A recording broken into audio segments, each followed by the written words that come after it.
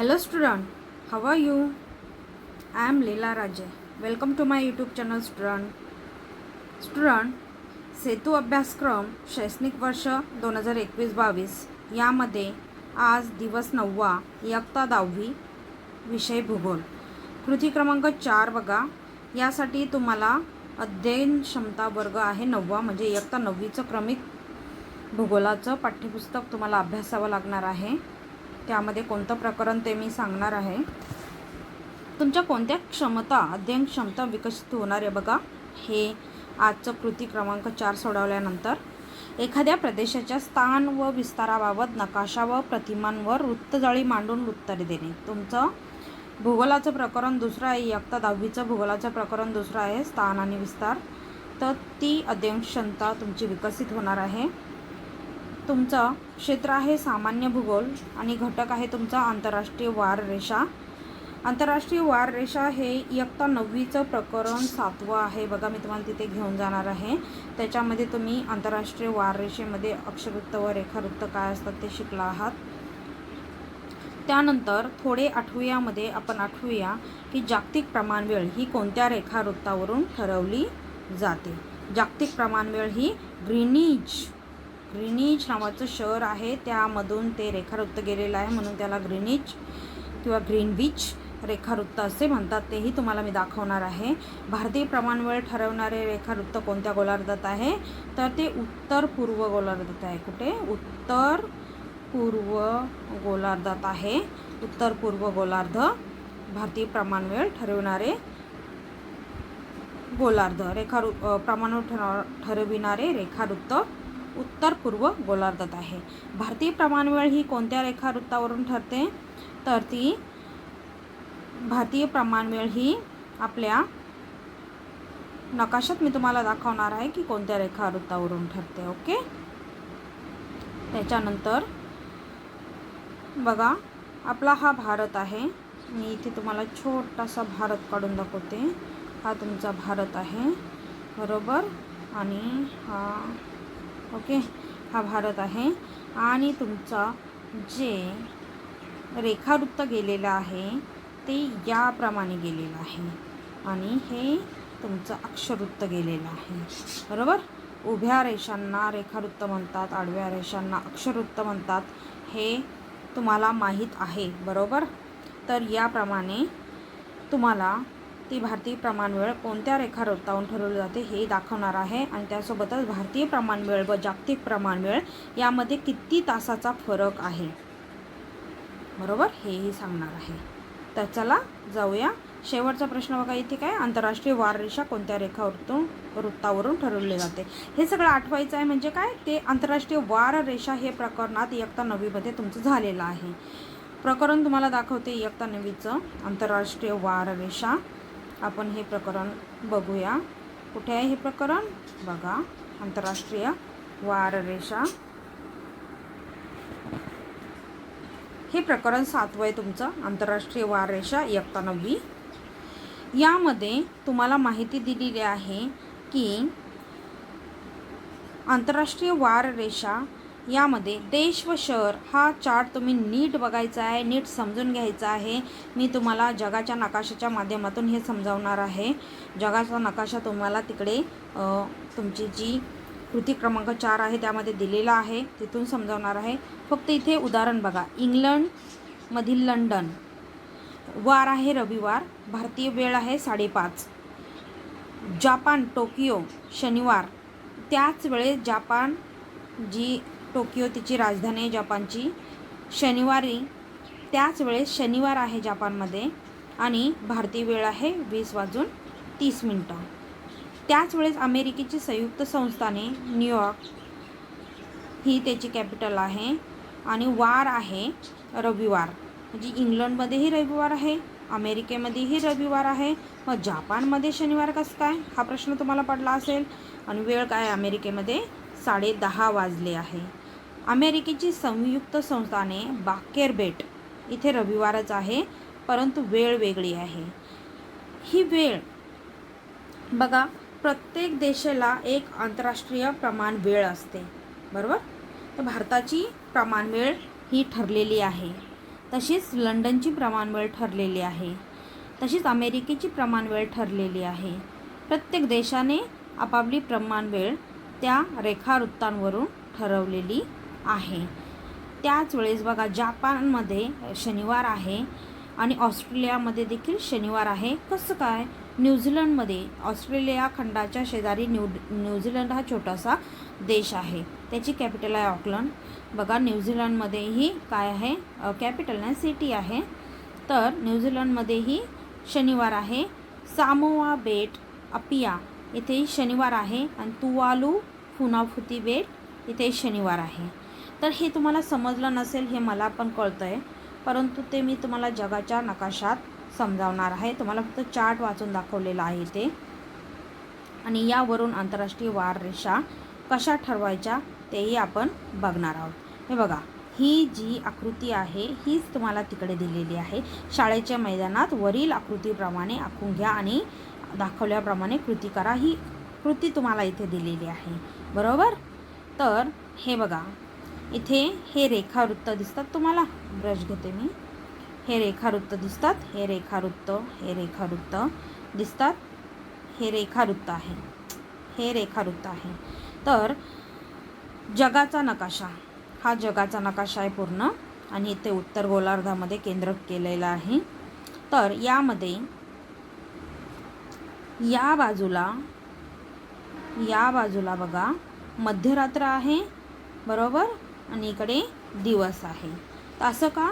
कारण आपली पृथ्वी ही गोल आहे, बरोबर, आणि एक काल्पनिक रेषा मधोमध आखली गेलेली आहे. ते कसं? मी तुम्हाला हा आंतरराष्ट्रीय वार रेषा लेसनमध्ये काय काय आहे तर हे फक्त दाखवते. आपण तिकडे जाणार आहोत. कुठे? आंतरराष्ट्रीय वार रेषा आखताना खालील बाबी विचारात घेतल्या जातात. प्रश्न आहे तिकडे बघा तुमचा, प्रवासाची दिशा आणि चालू असलेला वार व दिनांक, बरोबर. इथे उदाहरण दिलेलं, उदाहरण नीट बघा, तिकडे आपल्याला कामं येणार आहे. जपानकडून अमेरिकेकडे आंतरराष्ट्रीय वाररेषा ओलांडून जाताना आहे तोच दिवस व 30 तारीख ग्राह्य धरावी लागते. म्हणजेच गुरुवार दिनांक 25 डिसेंबर असेल तर गुरुवार 25 डिसेंबरच धरावा लागेल. तुम्ही म्हणाल हे असं का म्हणतात ते? चला, इथे गोंधळून जाण्यापेक्षा आपण तिकडेच जाऊया, जगाच्या नकाशाकडे. बघा, हा तुमचा जगाचा नकाशा. हे प्रश्न आपण सोडवणार आहोत नंतर लगेच आता, परंतु जगाचा नकाशा तुम्हाला दाखवते.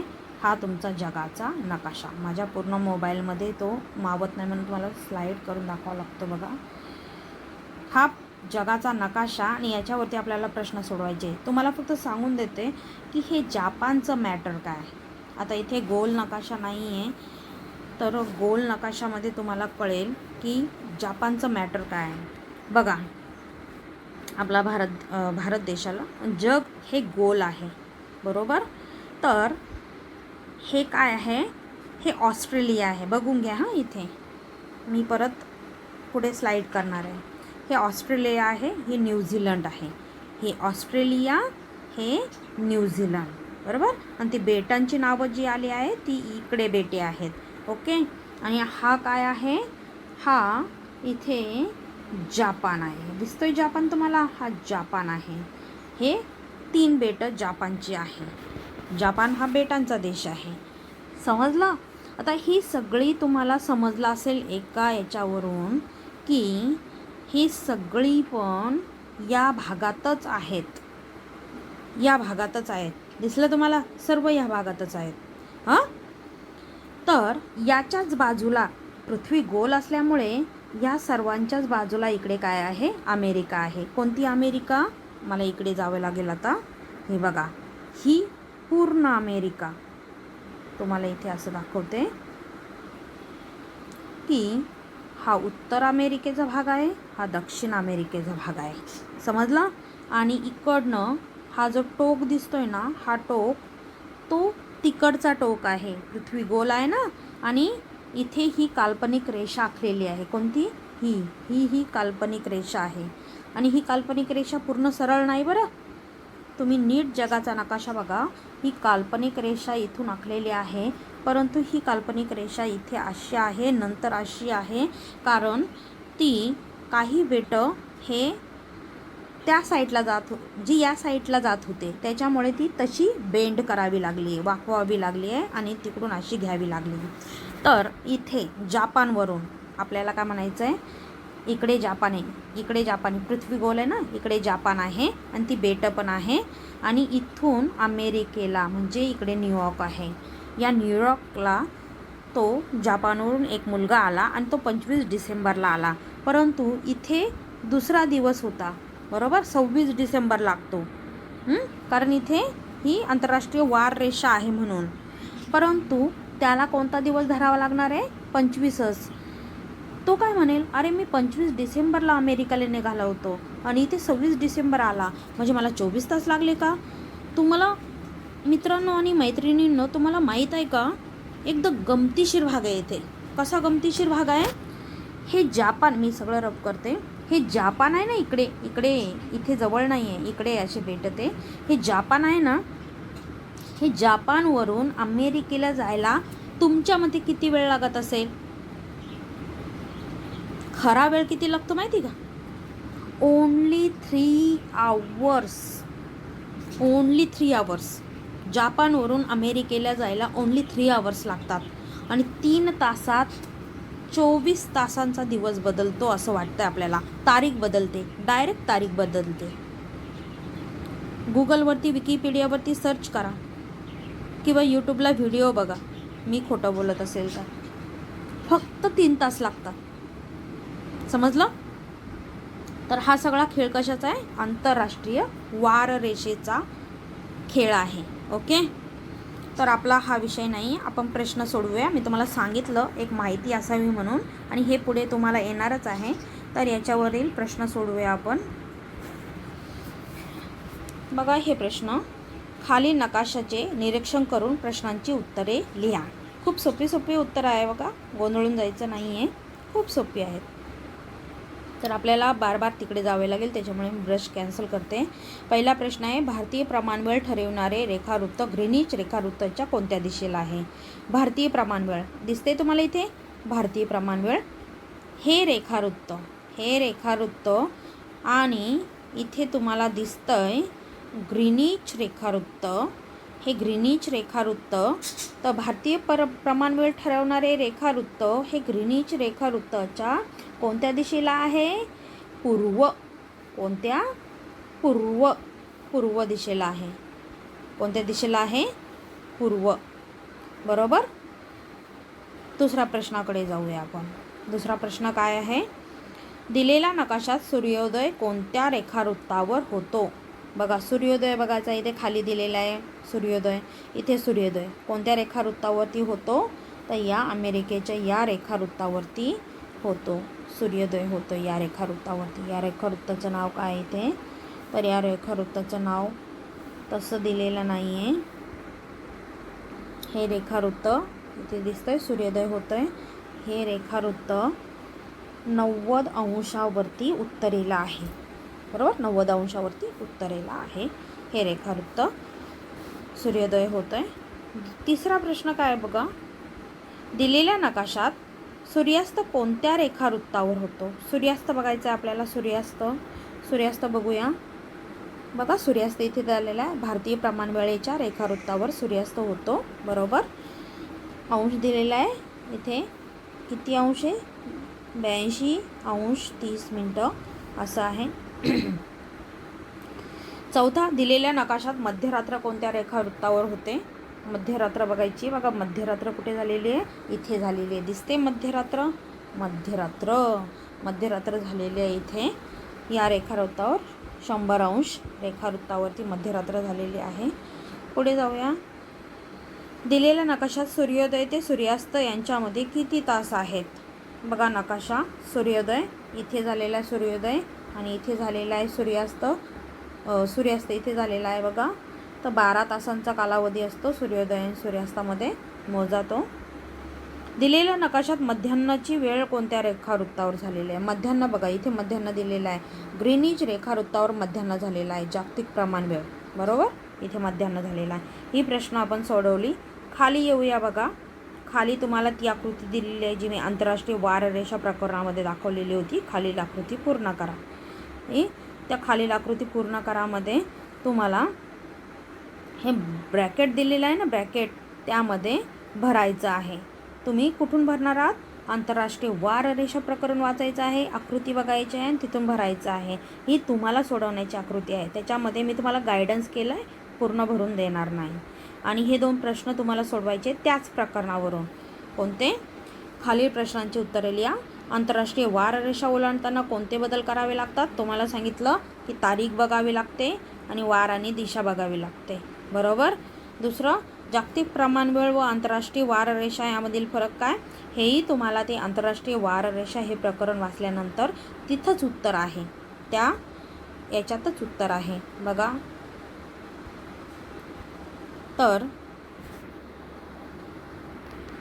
याचं उत्तर तुम्हाला भेटणार आहे आंतरराष्ट्रीय वार रेषा या प्रकरणामध्येच. हे आंतरराष्ट्रीय वार रेषा प्रकरण आहे आणि इथेच तुम्हाला आंतरराष्ट्रीय वार रेषा आणि जागतिक प्रमाण वेळ, वार रेषेचे महत्त्व दिलेले आहे, जागतिक प्रमाण वेळ दिलेली आहे आणि याचं महत्त्व देखील दिलेलं आहे, बरोबर. हे दिसतंय तुम्हाला?